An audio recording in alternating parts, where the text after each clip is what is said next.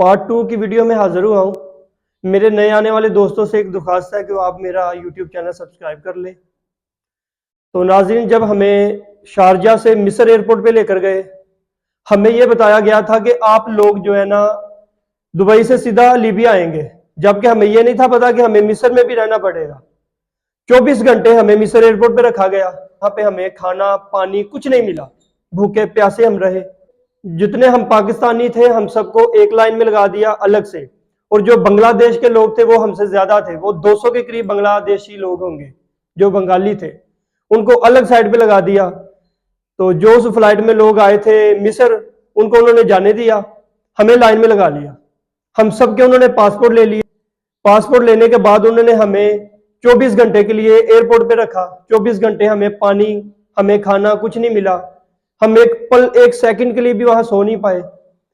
थकावट में बुरा हाल था, भूख हमें बहुत ज्यादा लगी हुई थी। कुछ दोस्तों के पास ये चने वगैरह थे, खजूरें वगैरह थी, वो थोड़े थोड़े हम आपस में शेयर करते रहे। 24 घंटों बाद हमें हमारे पासपोर्ट दिए गए। तो पासपोर्ट में एक टिकट लगी हुई थी, वो टिकट पे कोई सीट नंबर नहीं था, कुछ भी नहीं था। वो टिकट हमें दे दी गई। फिर सारा दिन गुजर गया। वहां फ्लाइट आती थी मिस्र से, कोई तुर्की की आ रही है, कोई भी आ रही है, तो हम देखते थे शायद हम लेने के लिए आ रहे हैं, बताते हमें कुछ नहीं थे। बिनगाजी एयरपोर्ट से एक वहां जहाज गया हमें लेने। वो जहाज की हालत में आपको, इतना खस्ता हाल जहाज था कि हमारे पाकिस्तानी जहाज भी उससे कई दर्जे अच्छे होंगे। हमारे PIA के तैयारे जो है उससे कई गुना ज्यादा अच्छे होंगे। जब हमें उसमें लेके गए, उन्होंने हमें ऐसे बिठाया, एक लड़का था वो ना उसमें अपनी फोटो वगैरह तस्वीरें वगैरह बनाने लग गया, तो उसका उन्होंने मोबाइल छीन लिया। तो उन्होंने ये बात बताई कि कोई भी बंदा इस फ्लाइट में कैमरा ऑन नहीं करेगा, मोबाइल पॉकेट से कोई बंदा नहीं निकालेगा। किसी को हमने देख लिया उसका मोबाइल हम छीन लेंगे। मोबाइल ले लिया गया, जबकि उसे वो जहाज से बाहर भी निकालने लगे थे। तो फिर क्या हुआ, हम बिनगाजी पहुंचे। नाज़रीन, बिनगाजी जब एयरपोर्ट पे हम पहुंचे, मैं आगे की आपको बात बता रहा हूं, जो लोग हमारे बिनगाजी रास्ते लीबिया जा चुके हैं वो मेरी बात को मानेंगे और समझेंगे। नाज़रीन, वहां जब हम फिल्मों में देखते हैं ना, एक रनवे, कोई एयरपोर्ट जंग लगी होती है तो तबाह हो चुके होते हैं, तो जहाज पीछे नजर आ रहे होते हैं लाइन में लगे। नाज़रीन, बिनगाजी एयरपोर्ट पे भी यही हालात थे। जब ये लीबिया की आपस में जंग लगी थी ना, कर्नल कजाफी को जब मारा गया था, तो तब ये एयरपोर्ट पे सबसे पहले कब्जा हुआ था। तो नाज़रीन, वहां इंटरनेशनल परवाजें जो है ना, जहाज वहां खड़े हैं, रनवे पे फाइटर जेट खड़े हैं, हेलीकॉप्टर्स वहां खड़े हैं, और उनको जंग लगा हुआ है, टायर फटे हुए हैं उनके। तो जो जहाजों के टायर होते हैं ना, उनके आगे घास ऐसे निकला हुआ है जैसे पता नहीं कितनी सदियों से खड़े हैं ये। तो नाज़रीन, वहां पे एक फिल्मी सीन जो है ना वो नजर आता है। तो एक ही रनवे उन्होंने खाली किया हुआ है जिसपे वो एक ही जहाज है बिनगाजी वालों के पास, जो मिस्र से बिनगाजी 2 नंबर तरीके से पाकिस्तानियों को, बांग्लादेश के लोगों को लेकर जाता है। तो नाज़रीन, वहां हम गए, एक वो बस आई, बस में हम बैठे। वो पता नहीं एयरपोर्ट से, वो गलियों की रास्ते से पता नहीं किधर रिहायशों में से गुजर के वो दुकानें सी बनी हुई थी, वहां उन्होंने हमें उतारा। आगे खुला सा एक मैदान था, खुली सी जगह थी। उस खुली जगह में हमें लाइन में लगा दिया। हमारे पासपोर्ट चेक किए उन्होंने, और पासपोर्ट पे उन्होंने हमारे बस एक स्टैंप लगाई, कोई वीजा कुछ नहीं था। एंट्री की उन्होंने मोहर लगाई कि ये बंदे बिनगाजी इंटर हो चुके हैं। तो नाज़रीन, वहां पे जो हमारा एजेंट था पाकिस्तानी, उसने कोई लीबी भेजा हुआ था। उसने हमारे पासपोर्ट की, उसके पास मोबाइल में व्हाट्सएप पे तस्वीरें थी, उसने हमें हमारे नाम बोले। तो फिर हमें उसने वो लेकर एयरपोर्ट से बाहर निकला। बाहर गए तो बाहर एक बंदा था जिसने बड़ा सा कोट पहना हुआ था, वो भी लीबी था। वो ना बंदे को प्रेशराइज करते हैं, तलख आवाज में, तलख लहजे में बात करते हैं। उसने बोला जी, जिसके पास डॉलर है वो मुझे डॉलर दे दो और मुझसे दिनार ले लो। नाज़रीन, हमारे पास जो डॉलर थे उसने ले लिए, 30-40 दिनार शायद उसने मुझे दिए, हमारे भी कुछ पैसे रख लिए उस बंदे ने। तो वो हमारी, उसने पैसे चेंज करके हमें लीबिया के जो दिनार थे वो दे दिए। 40 दिनार शायद मुझे दिए, एक लड़का था उसे 20 दिनार दिए। हमारे जो फिर उसने ना, बंगालियों को बंगला बोलते हैं वो, उसने बोला बंगला साइड पे हो जाए, पाकिस्तानी साइड पे हो जाए। हमें उसने अलग गाड़ी में बिठाया, बंगालियों को अलग गाड़ी में बिठाया, वो टैक्सी वाला। वो फिर टैक्सी वाला हमें लेके गया। हम भूखे, अब हमारा भूख से एंड हो चुका था, पानी तक हमने नहीं था पिया। तो हमने उसे बहुत इशारे किए कि भैया हमें खाना वो गाड़ी नहीं था रोक रहा। तो गाड़ी ड्राइविंग इस तरह कर रहे होते हैं जिस तरह हमारे पाकिस्तानी नहीं, रूल रूल की कोई पासदारी नहीं है, कोई रूल को फॉलो नहीं करता। सेम हमारी वहां पे रोड और ड्राइविंग जो है वो हमारी लीबिया की और पाकिस्तान की सेम है। हम हमसे भी बदतर हालात है उनके। वो लीबी खड़ दिमाग के होते हैं, आपस में ऐसे गाड़ी चला रहे होते हैं जैसे आपस में जंग करने लगे। तो नाजिन वो हमें लेके गया। फिर उसने क्या किया, वो खुबस लिए रास्ते से, एक एक हमें खुबस दिया, एक एक जूस छोटा सा था वो दिया, जैसे हमारे यहाँ नेस्ले के छोटे जूस मिलते हैं। तो नाजिन वो फिर हमने जूस पिया और हमने के वो खुबस खाया। तो उसने क्या किया, हम सब लड़कों से बोला जी अपने सब मोबाइल निकाल के ये शॉपर में डाल दो। हमने सब मोबाइल निकाले, मैं अपना नहीं था दे रहा, मेरे पास आईफोन था। उन्होंने बोला जितने मोबाइल है सब दे दो, किसी के पास मोबाइल निकला उसे हम बहुत मारेंगे। तो एक लड़का था वो सऊदीया रह के आया था, उसे अरबी आती थी, उसने हमें बोला कि यार सब बंदे इसके मोबाइल दे दो। हमने उसे मोबाइल दे दिए। तो आगे हम एक रिहाइश में लेके गया, कोई 1.5 घंटा उसने सफर किया हम एयरपोर्ट से आगे। वो किनारे के पास कोई रिहाइश थी, वहां लेके गया। बहुत गंदी सी रिहाइश थी वो देखने से नजर आ रहा था यहाँ मुसाफिर रात को आते हैं सोते हैं तो अगले दिन वो चले जाते हैं। वहां बांग्लादेशी भी आगे, हम भी आगे, हम एक साथ उन्होंने वहां रखा, सबके मोबाइल ले लिए। हमारे जो लड़के थे, हम 5-7 लड़के थे, हमारे मोबाइल उन्होंने वापस दे दिए।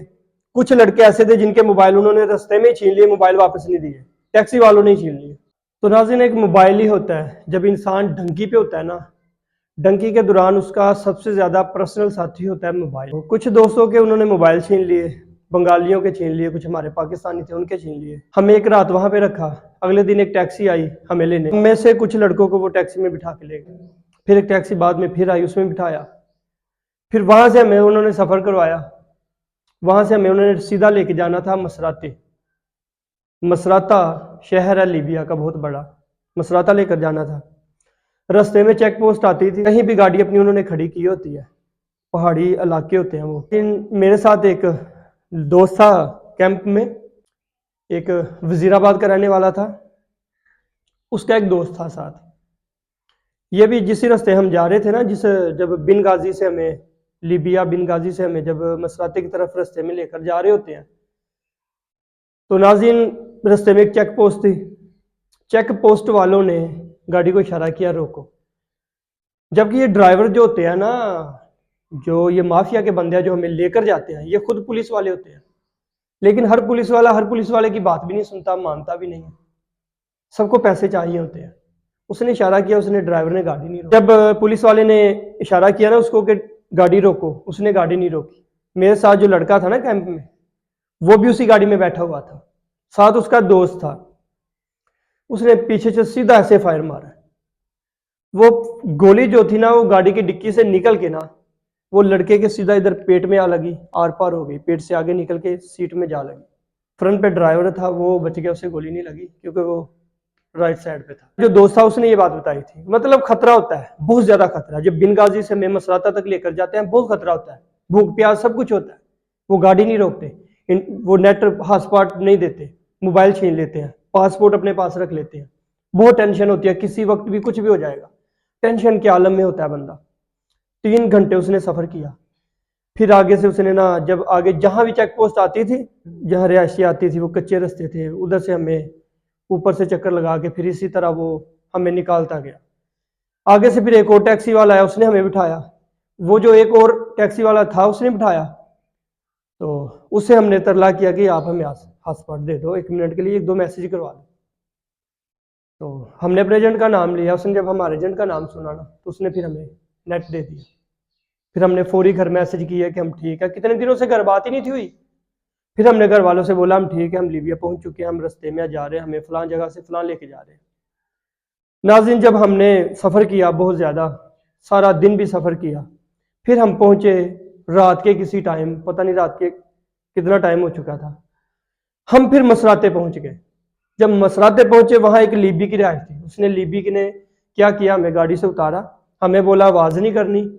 हमारा सामान हमसे ले लिया, मोबाइल सब कुछ ले लिए, पासपोर्ट ले लिया। उसने हमें उस रिहायश में जो है ना बंद कर दिया। रिहायश में बंद करने के फौरी बाद ना, हमारे पाकिस्तानी एजेंट जो था उसने हमारे घर कॉल की कि भाई आपके बंदे लीबिया पहुंच चुके हैं, जब तक आप लोग पेमेंट नहीं लगवाएंगे ये लीबी इनको नहीं छोड़ेंगे। 3-4 दिन हमें उस रिहायश में रखा, भूखा, खाना भी नहीं दिया। तो इतना ज्यादा ये जुल्म करते हैं। समझ ले कि दुबई से आगे जब आप निकल जाते हैं ना, आपके भूख के दिन स्टार्ट हो जाते हैं, आप पे मुश्किल टाइम स्टार्ट हो जाता है। सबसे ज्यादा मसला भूख का बनता है, खाना पीना आपके पास आपको वो लोग नहीं देते। इस तरह नहीं है कि लीबिया में जगह जगह रेस्टोरेंट बने हुए हैं, वहां रेस्टोरेंट देखा ही नहीं था मैंने, होते ही नहीं है। हमें 4-5 दिन रखा भूखा प्यासा। फिर हमारे घर वालों ने बोला कि जब तक हमारे लड़के से बात नहीं करवाओगे हमने पैसे नहीं लगवाने। फिर एजेंट ने लीबी को भेजा, लीबी ने मुझे मेरा मोबाइल दिया, फिर मैंने अपने मोबाइल से नेट ऑन करके घर मैसेज किया कि भाई इनको पैसे लगा दो। फिर उन्होंने घर इनको पैसे दिए, घर वालों ने एजेंट के अकाउंट में पैसे लगवाए। तो फिर हमें एजेंट जो है ना अगले दिन लेने आया अपनी, फिर वो अपनी रिहाइश में लेके गया। उससे आगे जो है ना वो मैं आपको नेक्स्ट वीडियो में बताऊंगा, पार्ट 3 में बताऊंगा। ये पार्ट 2 था। आप मेरा पार्ट 1 भी विजिट करें कि हमें पाकिस्तान से लीबिया 2 नंबर तरीके से लेकर जाते हैं, पाकिस्तान से दुबई किस तरह लेके गए, दुबई से हमें मिस्र किस तरह लेके गए, मिस्र से लीबिया बिनगाजी किस तरह लेके गए, बिनगाजी से मुसराते किस तरह लेकर गए, ये मैंने आपको दिया बता। तो नाज़रीन, आपसे सबसे एक रिक्वेस्ट है मेरी कि आप मेरा चैनल सब्सक्राइब कर लें।